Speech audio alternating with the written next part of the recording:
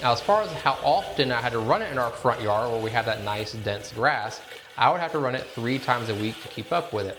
And that's because this isn't as much mowing as it is shaving the grass. If you flip the mower over and look at it, there's actually little tiny razor blades that it's doing the mowing with. It's not like the big sturdy blade that's doing mulching and everything on a full-size manual mower. So with that said, you're going to want to run it more often and kind of do that shaving as you're going. And that also said, you're also going to notice that that grass is not getting mulched up like it is a normal mower. It's leaving it there on your yard.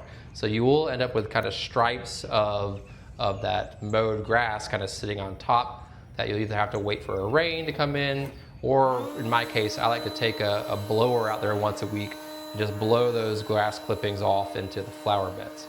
Not too big of a deal, but it is something to consider with how often you run a robot mower. The other thing to keep in mind is that if you have a rough area, kind of like our backyard is, where the grass isn't perfectly even or you have patches of dirt and things like that, there is a good chance that a robot mower is going to get stuck. And when that happens, the mower is going to try to get itself unstuck. And when it does that, it's probably going to be spinning its wheels in one place.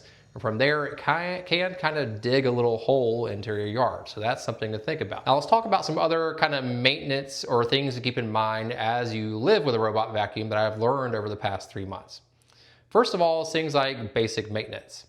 As I said before, these mowers use very kind of small razor blades to more shave your yard.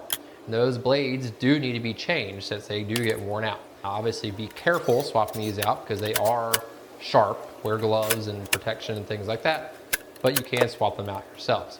The other thing to keep in mind is these sensors that are on the front of the goat that are used to detect objects and things in the way of the mower.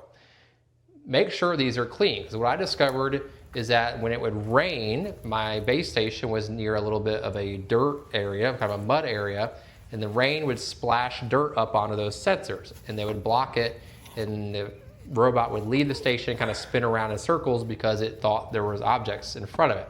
So you want to make sure those sensors are wiped off, especially anytime after it rains if it's in a kind of a dirt prone area instead of having mulch or anything else around it. For me, I ended up adding a little bit more mulch around the base station, and that hasn't been a problem since.